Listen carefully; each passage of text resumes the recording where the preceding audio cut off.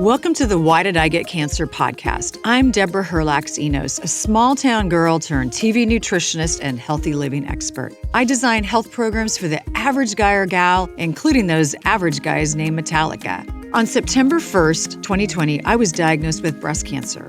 I asked every oncologist the same question, why did I get cancer? But none of my doctors had good answers for me. I wanted answers, and that's why I started this podcast. I want to help you to lower your cancer risk and provide self-care tips for those in the battle. I'm getting answers, and I want to share them with you.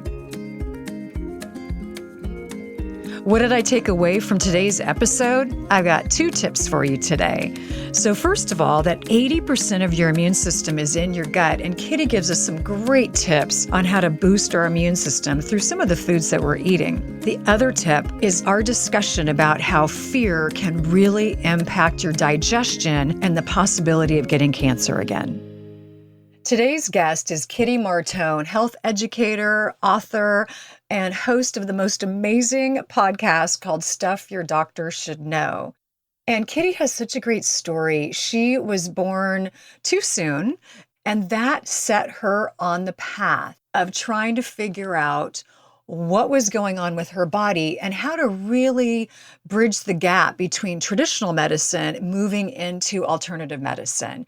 Welcome to Why Did I Get Cancer? And I am so excited about today's guest, Kitty Martone. I've been a huge fan for a couple of years now. In fact, I binged all the way from where I live in Seattle down to San Diego last February. I probably listened to just about every episode. And I just said to myself, oh my gosh, if we lived in the same town, we would be buds. Kitty is a wellness badass. And Kitty, welcome to Why Did I Get Cancer? Oh, thank you. Thanks for having me. I love that you binged listened. That's amazing. I got this message once. A friend said, I put you on one speed higher and I listened to you and you sound like a chipmunk and it's amazing. It's like the best way to possibly listen to you. I was like, thanks. I did that too, but then I had to go back to the regular speed because your content is so good that I have to take notes. But you talk about healthy gut, and a healthy gut is so in the news these days. And I just would love to know, what was the motivation behind your podcast? Well, the podcast itself is called Stuff Your Doctor Should Know. And then my branding itself, the umbrella of what I do, is called Healthy Gut Girl. The driver behind, I guess, Healthy Gut Girl really was just all about my health, just suffering my whole life from birth until,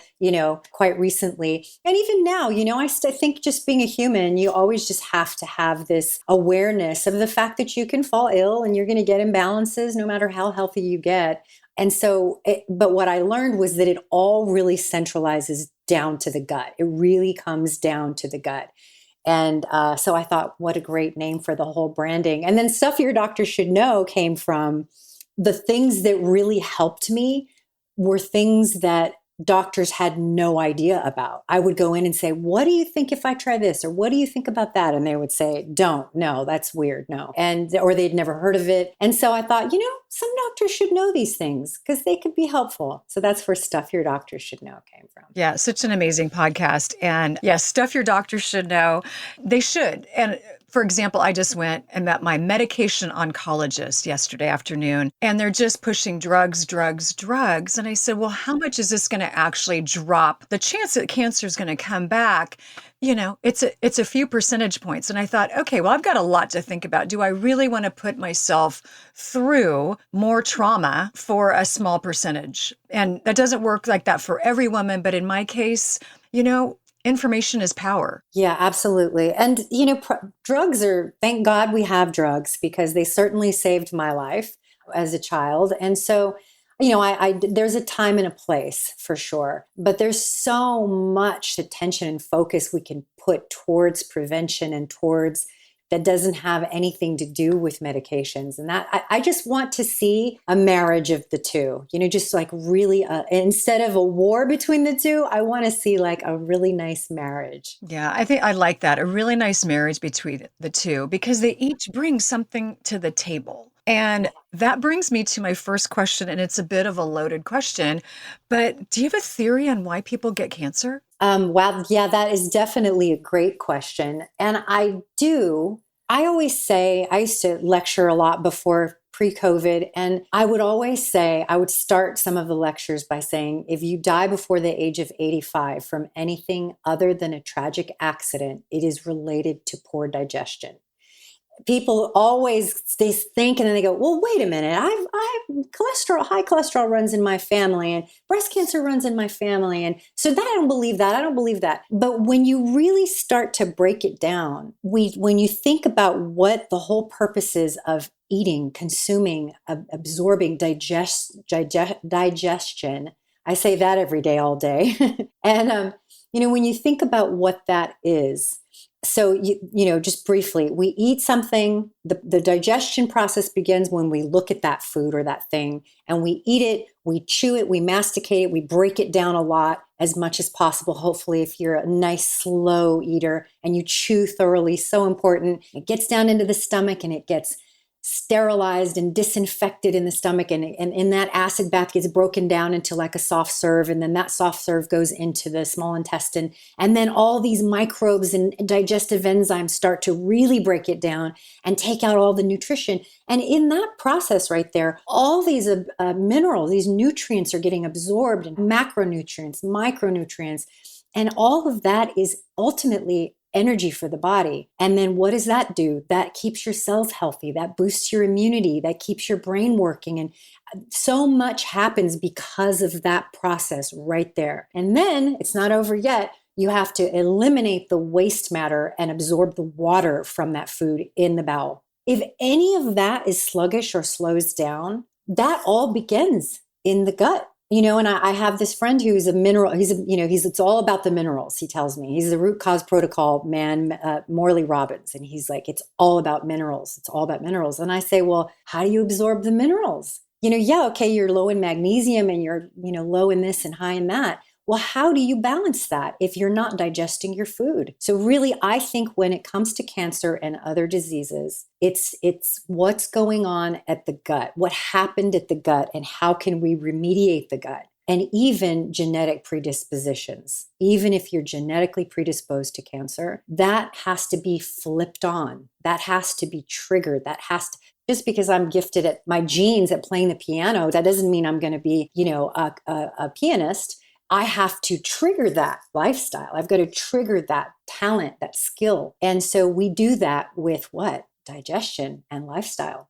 So I think that's a huge component. It's a huge component. And, looking at the typical American diet and the way people eat, so fast, literally inhaling their meals. You don't mix the food with saliva. And really, I'll tell my clients, chew almost to the consistency of like an applesauce. You really need to chew to start that process. Very few of us eat that way. We're in such a hurry. Yeah. In such a hurry. And that hurry has you in that sympathetic nervous system where that's that fight or flight. So already your digestion is impaired. It's put on the back burner because your mind is so worried and so consumed with all these other things you need doing. And so you're in fight or flight. And so you're not chewing. It's impaired for sure. And I think it starts even as a child, the state of mind you're in when you're consuming your food, what you're eating, how you're eating it, the quality of it, all that stuff matters so much. Mm-hmm. So then that leads me to another question. We really have an epidemic of fear right now in our culture. How does fear or having really intense emotions, how does that impact digestion? Just exactly. You nailed it a second ago with, we're so busy doing other things. And some of those other things are worrying. So being consumed with fear, fight or flight. And so now you're not in parasympathetic. And when you're in the parasympathetic, which is the rest and digest, there's all these functions, right? There's your breathing is calm, your mind, you're handling things with care. How many people can say that? I know that I have to actively pursue calming myself because otherwise if I'm not living in the future, I'm living in the past. And if I'm living in the present, I'm worried about the present. I mean, I think a lot of people have heard the analogy of the saber-toothed tiger and the whole concept of back, when humans were first on this planet and what fight or flight did for us. It kept us in this ability to act quickly for our bodies to, use the part of our brain that helps us make quick decisions and move rapidly and run, right? And run from the saber-toothed tiger. And so same thing with us, like, we have that same part of our brain keeps us, okay, looking at that ticker tape on the news that shows how many infections today. And there goes your immune system and your ability to digest. Right there, you're compromised your ability. So fear is all that. It's all worry, and it gets you nowhere, right? Yeah, it really robs you of health. It really does. I mean, what percentage of our immune system is actually in our gut? Oh, wow. So it's debatable, but anywhere between 80 and 90% of it is governed by our gut. It's like the microbes in our gut. Not one metabolic decision happens in the body without, the help of our microbes. So yeah, it's a tremendous amount. It's shocking amount. That's why I say to everyone, if it's hormones, if it's cancer, if it's toe fungus, I don't know whatever it is, it will never hurt you to go back down to the basics and say, what am I eating? How am I digesting it? And not that's not it, but that's definitely like a fundamental place to start from. Right. I mean, that's the foundation of this house that you're building is that, okay, slow down how quickly you're eating, maybe make some different choices in what you're eating. And, one of the things that I've been doing lately, especially post-cancer, is really making sure that I'm in that parasympathetic when I'm eating. And what I mean by that is, I'm not watching the news while I'm eating. I'm not on my phone. If I just have I get a bad email or a tiff with my husband, I'm gonna do some things to try to calm down before I put food into my body. And I don't think most people probably do that. Let me tell you how quickly you will come out of the sympathetic nervous system. And it's a proven fact, just box breathing for 3 minutes can take you right out of the fight or flight, just controlling your breath. And add to that you're enjoying yourself and you're, even if you have to fake it till you make it first, just tell yourself this is fun, And you start to put the attention on anything worth doing is worth doing well. And that will start to shift your intention. And I think that matters. It really does. There's a lot of research that shows about the microbiome. People are in a state of fear and panic and upset and worry. What that does to the communication between all the microbes in your ears and your eyes and the microbes in your bowel and your rectum and your toenails, they all speak to each other in this chemical language. And they speak, and if there's disharmony or dis-ease, right? If there's disharmony, it's going to affect you entirely, your whole body. And your weak link, I always say that weak link will give. And for you, it's maybe cancer. For me, it's maybe, dementia as I'm aging, or maybe it's migraines. Like everyone is different, but that link will give. Okay, so such amazing information. And I understand the broken link. What can we do to bring that link back together? And my follow-up to that is, it sounds like it could take a long time to fix. The same way it took a long time to get in that state. The good news is I don't think it would take as much time. Like we have to think of our lifetime. When we finally are manifesting illness, a lot has gone on in our bodies. A lot of disease, a lot of imbalance has gone on. A lot of dominoes have fallen. Dominoes we may not have ever even noticed. It won't take as much time as it took you to get in that state. When you have a plan and you take little tiny steps, instead of looking at Mount Everest as I got to get to the top, right? You look at this as a process. I'm going to start with my gut health and I'm going to commit to, I don't know, taking digestive enzymes every single meal. That's my goal for this week. And all of a sudden you look back on 6 months and you're like, I took digestive enzymes every day for 6 months and I go to the bathroom twice a day instead of twice a week now. Or you start to see these things happening and it seems like a long time when you're going through it, but you look back and your consistently pays off in spades. So I say, what do? You go back to basics. I don't care how far in your journey you may be. You may be doing Reiki and you may be doing energy healing and all kinds of amazing things. You will never not need to go back to basics when it comes to healing the body. And so gut health, gut health, gut health. Gut health. And throughout my entire cancer treatment and before cancer, I was diagnosed with GERD and Barrett's esophagus. So clearly, I have some issues of inflammation going on in my body. And I went from doctor to doctor, gastroenterologist, I've had endoscopies, I've had it all. And not one of them talked to me about gut health. Wow. What a shame. I do have my GP. He's wonderful. And when I met him, he was like, you need to come and do classes at my office. So I was doing these classes once a month and speaking to his patients about, that PPI drugs and acid reducers, they're not meant to be on them for your life. You Right, have to, right. yeah, they're temporary drugs, and the doctors don't tell you that. And they know that, and they know that. And they're meant to be temporary to get relief so that you can find ways to fix the problem. And when it comes to GERD, there are many problems there that need to be addressed. So, yeah, absolutely. Yeah, it's fascinating. So, again, your podcast, Stuff Your Doctor Should Know, and they don't. You have to be your own advocate, but that can also be challenging because many people just don't speak up. And it's amazing that some of the doctors just didn't have answers for me. Why would you do radiation on this type of cancer and not that type of cancer?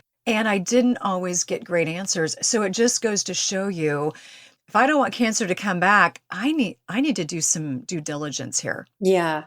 And I know that you know this and that you believe this as well, which is that, I'm not here to demonize the medical profession at all.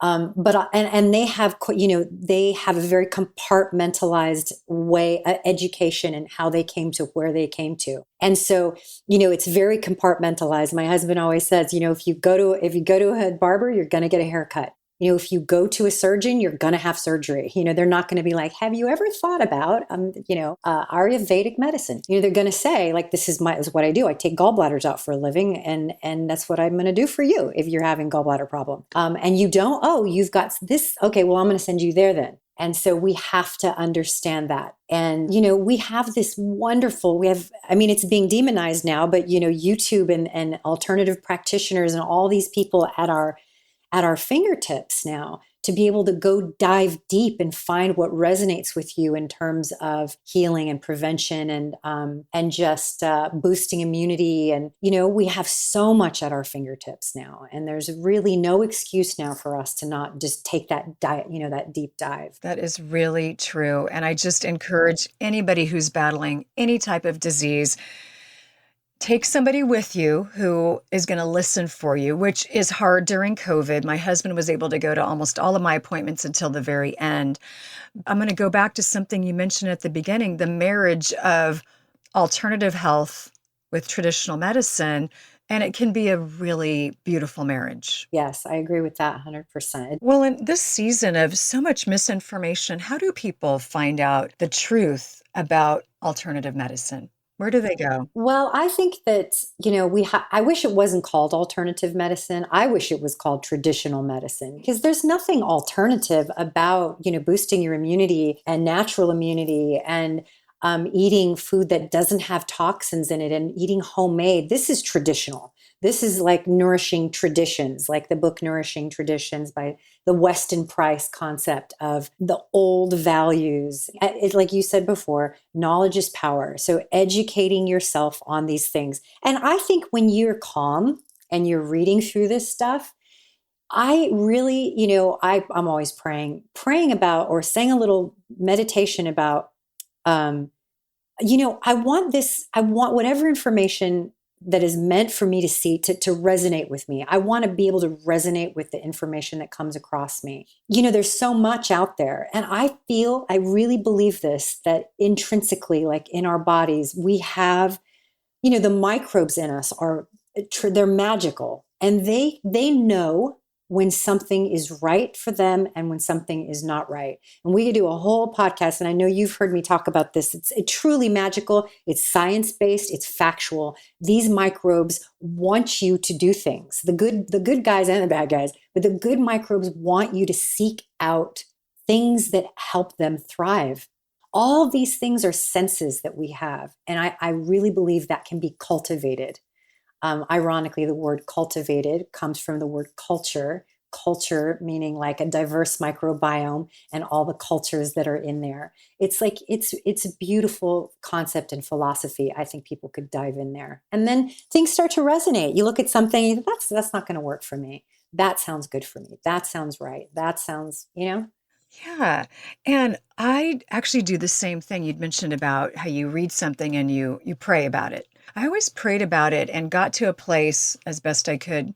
And if I had a stronger immune system, perhaps I wouldn't have gotten the GERD, Barrett's esophagus, and then breast cancer all within 18 months. These were all diagnosed. So, and you've probably answered this, but I'd like to just pose it again and maybe you can give us your top three things. What can I do or what can anybody do if they don't ever want to get cancer? Well, I think getting really familiar with the digestion process, definitely. Top one thing is learning that process. You don't have to take an anatomy class or anything, but check out my books, find other gut health, gut centric people, and learn about that process and how can I support that process. It's called up-regulating healthy digestion. What can I do? What foods are good for that? What foods am I eating that are harming that? What toxins am I exposing myself to that impede healthy digestion? And just start to familiarize yourself with that. Learn about fermented foods, things that support healthy digestion. The second thing I would say is, beg, borrow, cheat, and steal, and find a way to manage your stress. Not get rid of it because it's impossible, but to manage your stress. And that for me is my faith. And also, I love Audible. I love to just take my dog for a walk and disappear into fantasy land. A lot of times it's research and books and things which can get me a little hyped up. So I really have a whole section of books that make me just disappear. And I like to do Audible because I can walk my dog and get fresh air and get exercise. But that might be something different for other people. I also think sauna is amazing, but that's not one of the top three, but it is amazing. Truly, definitely one of the top five sweat therapies. The third one I would say is, I have this thing called the toxic bucket analogy. I think everyone has used this and I've been using it for 10, 15 years easily. And it's just that we all have a bucket and it's filled with toxicity. The same size bucket you had when you were born is the same size bucket you have now. It just gets filled up, and everything toxic is in there, including stress and external toxicity like pollution, and then internal stuff and, bad food, and everything is in this bucket. And so mitigating what's in that bucket, look in that bucket and say, what's in this bucket? Okay, well, I should probably stop drinking, alcohol every night. Or I should stop eating Jiffy peanut butter and upgrade to a raw almond butter and eat that 3 times a week instead of every day. And you start to look at what could potentially be toxic and you start to try to chip away at it. Not just dump the bucket out, it's impossible, but you start to just reduce what's in that bucket. And that gives you a perspective on not taking on the whole thing at once. So that kind of, the second and the third one kind of go hand in hand a little bit, like managing your stress. I think that's important. Yeah, and again, this we've talked about this, really crazy, unprecedented season that we're in for the last year and a half, and stress is off the charts. And I don't see people managing stress any better than they were 18 months ago. So, do you think we're going to see in the next year or two a lot of illness that possibly was germinated during this season? I'm already seeing it in my practice. It's every day I get messages that are definitely, yes. I won't go into that completely, but it's definitely, I think it's and we don't, this is the time, I keep trying to refocus my mind into thinking things may never go back to normal. And maybe that's okay. Maybe this is this massive awakening to returning to self-care, returning to prevention, returning to the times when we are responsible for our own health. You don't just run out and get on a Z-Pack because you can't get rid of your stuffy nose. You don't run out and get put on an antibiotic because you've had a urinary tract infection for 2 days. We don't jump, and we don't accept we don't go to the doctor and just have them willy-nilly put us on antibiotics. When you say, wait a minute, do I have a virus or a bacterial infection? You took a culture, you didn't get the culture back, and you're already giving me an antibiotic. Can you explain why? It could be a virus, and here they are giving you an antibiotic, So just becoming more aware of of self-care and that taking responsibility of our health. That is probably the most hopeful statement I've heard in the last 18 months, is that, yes, for those who are willing to take a deeper dive into their self-care and maybe think, okay, well, I don't have access to a doctor right now, so I'm going to do a little bit of research, and maybe having a little bit of fermented food might be really great for my gut. I heard Sally Fallon Morell, Weston A. Price Foundation, say that I think 2 tablespoons of a fermented food, let's just say kimchi or sauerkraut, is the equivalent of an entire bottle of probiotics.